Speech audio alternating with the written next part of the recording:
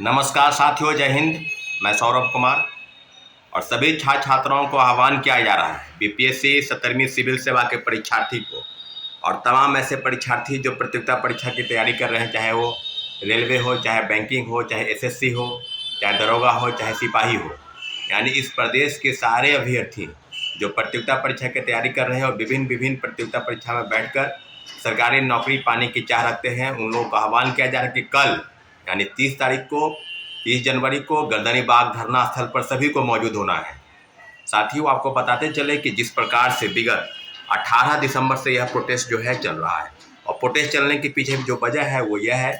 कि 17वीं सिविल सेवा परीक्षा को जो है वो एक पेपर 2 पाली में आयोजित की गई। जैसा कि आपको पता है कि एक पेपर जो है 13 दिसंबर को आयोजित हुआ और दूसरी पाली जो दूसरी परीक्षा है उसी पेपर की वो 4 जनवरी को आयोजित हुई। इन सब के लिए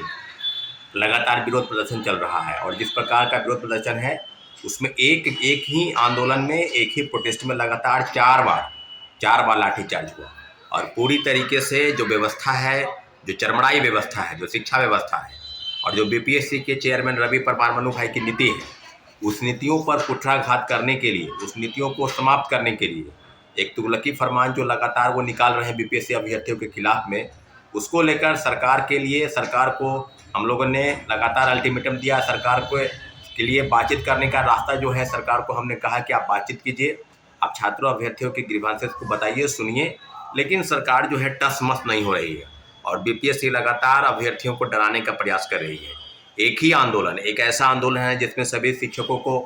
बोलने पर रोक लगाया गया। जो भी आंदोलन चल रहे थे उसमें सब कई छात्रों पर एफआईआर दर्ज है, कभी छात्रों को नोटिस जारी किया जा रहा है और विगत दिनों जो प्रेस कॉन्फ्रेंस हुआ उसमें बीपीएससी द्वारा उसमें यह कहा जा रहा है कि हम कई ऐसे अभ्यर्थियों को चिन्हित कर लिए हैं जिनको डिबार किया जा रहा है, यानी आगामी बीपीएससी के परीक्षा में बैठने के लिए उनको प्रतिबंधित किया जा रहा है।